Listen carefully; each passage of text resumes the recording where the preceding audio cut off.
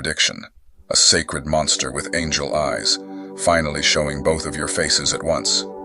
They thought they had you all figured out, believing you were only light, softness, and fragility. They pushed and prodded, assuming angels only know how to forgive and heal. But they forgot one crucial detail. Angels were also built for war.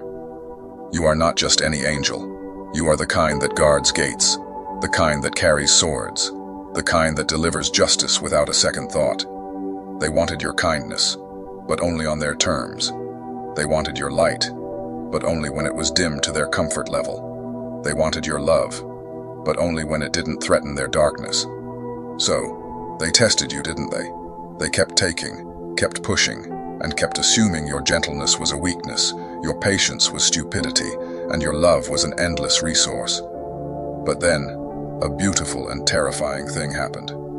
You stopped giving them access to your wings, and began showing them what happens when halos become weapons. The silence that followed wasn't surrender. It was a profound transformation. Now, they are scrambling to understand the force they've awakened, terrified because they no longer recognize this version of you, the one who smiles while setting boundaries in stone. They say you've changed, that you're not yourself anymore. But that's the joke, isn't it? This is exactly who you are, who you were before they convinced you to clip your wings and apologize for a light that burned too brightly in their mediocre darkness. You were never meant to be a pet. You were meant to be an awakening, a force of nature. When they forced your hand, when they pushed you past kindness into something sharper, you didn't fall from grace. You evolved beyond it. You didn't lose your wings. They turned into armor. Every betrayal became a new layer of protection, every lie a fuel for your resurrection. Every time they took your kindness for granted, another part of your mercy died, and you let it. Not because you were weak, but because you were done being their emotional salvation. With every ignored boundary and every manipulated emotion, they sculpted you into the very thing they feared most, a being who knows both sides. They never understood that angels don't just carry light.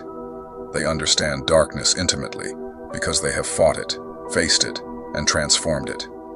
And when you push an angel too far, they don't break. They become something mythology warns about. You tried to stay pure, to keep your heart soft, and your intentions clean, but they kept injecting their toxicity. So your body did what it was meant to do when invaded. It adapted, it evolved, it built immunity. And that immunity looks like indifference, sounds like silence, and feels like absence. They wanted to break your spirit, but instead, they activated your defenses. Now, you are immune to their manipulation, their guilt, their false tears, and their performative apologies. The transformation wasn't sudden. It was a gradual, quiet death of who you were, while nobody noticed. Each day you gave a little less, until one morning you woke up and felt nothing for them. Not hate, not love, just nothing. And that nothingness terrifies them more than anger ever could, because it means you have completely transcended them. Your real power lives in the silence. They keep trying to pull a reaction from you, poking and prodding to trigger the emotional spirals the old you would have gone through. But you just watch them perform their little plays, their desperate attempts to matter, and you feel nothing but mild amusement. You've realized something they haven't. You don't owe anyone your emotional labor, your reactions, or your energy. Your silence is driving them insane, and that's exactly where they belong, in the chaos of their own making. They send you long texts you don't read. They create drama you don't notice.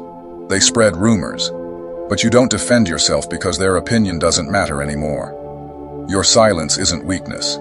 It is the strongest stance you have ever taken, a strategic, calculated power move that tells them you have nothing left to say to people who were committed to misunderstanding you. They thought your quiet meant submission, and that your lack of response meant they won. But your silence is a boundary. You are not quiet because you have nothing to say.